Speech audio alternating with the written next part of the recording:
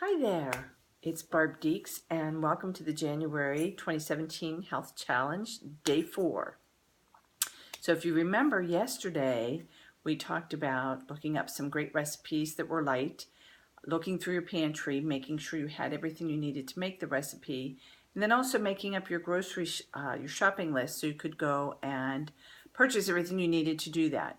When you came home with your groceries, we talked about prepping them, because if you do it when you first come home, it's just easier. Everything's out anyway. You can just chop, put it in containers, and throw it in the fridge, and then you can food prep the next day if you're too tired. So today, I want to talk to you about taking some of those vegetables that you prepped and how do you incorporate them into your dinner or your lunch or your meals, especially if you're someone like me who doesn't necessarily eat a lot of vegetables or cooked vegetables. I really like raw ones, but I'm not big on cooked vegetables.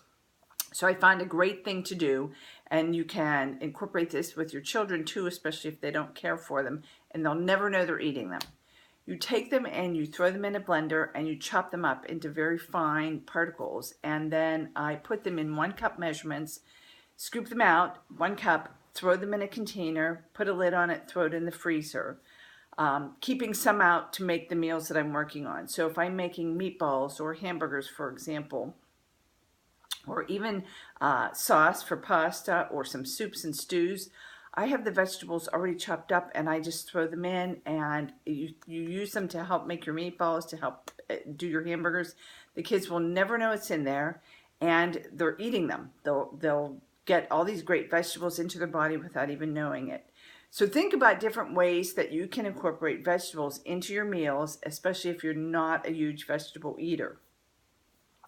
Put your ideas below, and what I'll do is I'll also add some pictures and show you how the vegetables are chopped. I did broccoli, cauliflower, carrots. I don't do celery so much that way, but you can also throw in, I throw beans in, and sometimes we'll puree them and add those to my hamburgers and ground beef when I'm making something as well. It gives you a lot of protein in your meat, additional protein that's really healthy, and no one will ever know that you threw them in there. So that's tip number 1. Tip number 2 is to think about your snacks. I don't know if you're like me, but I need to eat more smaller meals during the day rather than 3 large meals. And it's actually healthier for you anyway. But I'm also running quite a bit, and sometimes I'm looking around for something that I can just grab on my way out the door and get some nourishment while I'm on the run. So what kind of food do you keep in your house for that? Obviously, the number 1 thing is some fresh fruit. You can always grab a piece of fruit on your way out the door that typically will satisfy the sweet tooth. But sometimes I'm just not in the mood for fruit.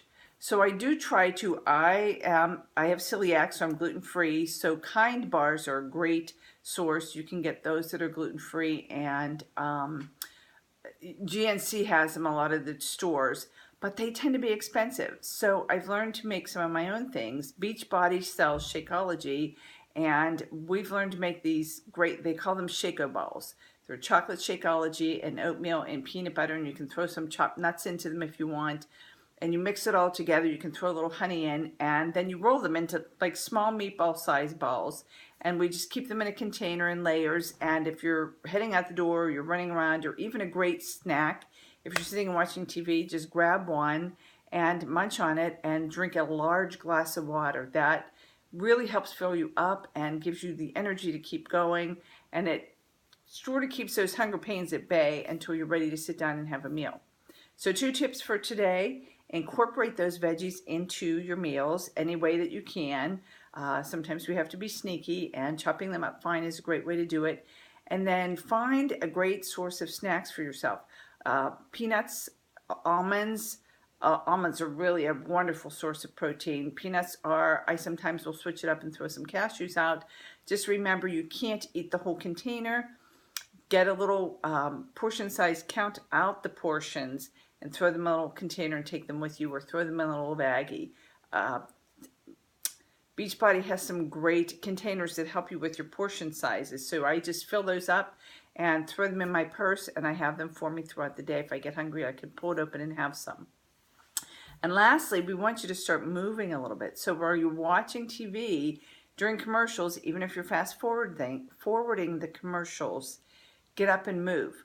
Do some squats while the commercials are on. Do a few push-ups. Do some jumping jacks. Do something that keeps your body moving, and you'll be surprised how you start to burn those calories. And the other thing is, during the winter, it will help you stay warm. You can turn your heat down a little bit lower. So see, we're not only trying to help you become a healthier you, I'm trying to help you save some money as well.